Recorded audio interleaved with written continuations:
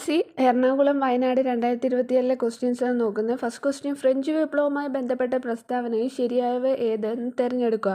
ഇവിടെ ആൻസർ 1, 3 ശരി. സ്വാതന്ത്ര്യം, സമത്വം, സാഹോദര്യം, എനിക്ക് ശേഷം പ്രളയം, ഇത് ഫ്രഞ്ച് വിപ്ലവവുമായി ബന്ധപ്പെട്ടതാണ്. ഫ്രഞ്ച് വിപ്ലവങ്ങളുടെ മാതാവ് എന്നറിയപ്പെടുന്നതാണ് ഫ്രഞ്ച് വിപ്ലവം. ഫ്രഞ്ച് വിപ്ലവം നടന്ന വർഷം 1789.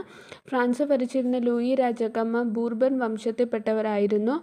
ഫ്രഞ്ച് സമൂഹത്തെ 3 തട്ടുകളായി തരംതിരിച്ചിരുന്നു. അതിനെ എസ്റ്റേറ്റ് എന്നാണ് വിളിച്ചിരുന്നത്. പുരോഹിതന്മാർ ഉൾപ്പെട്ടിരുന്ന എസ്റ്റേറ്റ് ഒന്നാമത്തെ എസ്റ്റേറ്റ്, പ്രഭുക്കന്മാർ ഉൾപ്പെട്ടിരുന്ന എസ്റ്റേറ്റ് രണ്ടാമത്തെ എസ്റ്റേറ്റ്, മൂന്നാമത്തെ എസ്റ്റേറ്റ് കച്ചവടക്കാർ, എഴുത്തുകാർ, അഭിഭാഷകർ, ഉദ്യോഗസ്ഥർ, അധ്യാപകർ എന്നിവർ ഉൾപ്പെട്ടിരുന്നു.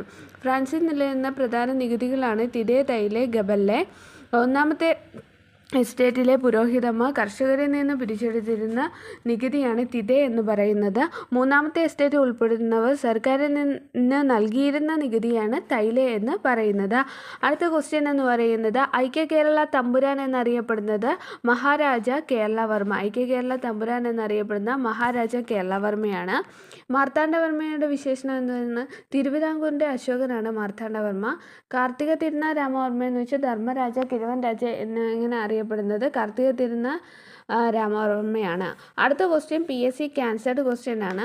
അതിനകത്ത് സ്വാമി ദയാനന്ദ സരസ്വതിയെക്കുറിച്ചാണുള്ള പ്രസ്താവനയാണ് ചോദിച്ചിരിക്കുന്നത്. ആര്യ സമാജത്തിൻ്റെ സ്ഥാപകനാണ് സ്വാമി ദയാനന്ദ സരസ്വതി. 1875 ബോംബെയിൽ ആര്യ സമാജം സ്ഥാപിച്ചു. പിന്നീട് സമാജത്തിൻ്റെ ആസ്ഥാനം ലാഹോറിൽ സ്ഥാപിക്കപ്പെട്ടു. ആര്യ സമാജത്തിൻ്റെ ആപ്തവാക്യം ഘൃണോദ വിശ്വം ആര്യം എന്നാണ്.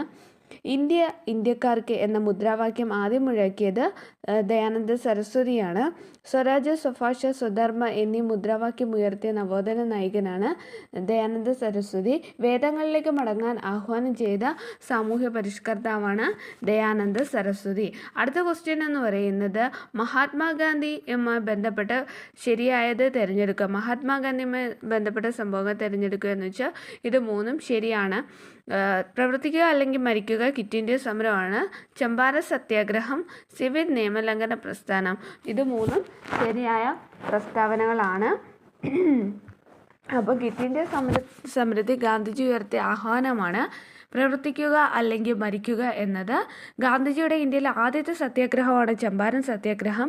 ഗാന്ധിജി ഇന്ത്യൻ രാഷ്ട്രീയത്തിൽ സജീവമാകാൻ കാരണമായ സത്യാഗ്രഹമാണ് ചമ്പാരൻ സത്യാഗ്രഹം. ബ്രിട്ടീഷ് ഭരണത്തിനെതിരെ ഗാന്ധിജി നയിച്ച രണ്ടാമത്തെ ജനകീയ പ്രക്ഷോഭമാണ് സിവിൽ നിയമലംഘന പ്രസ്ഥാനം. സിവിൽ നിയമലംഘന പ്രസ്ഥാനത്തിൻ്റെ ഭാഗമായി ഗാന്ധിജി നടത്തിയ സമരമാണ് ഉപ്പ് സത്യാഗ്രഹം 1930.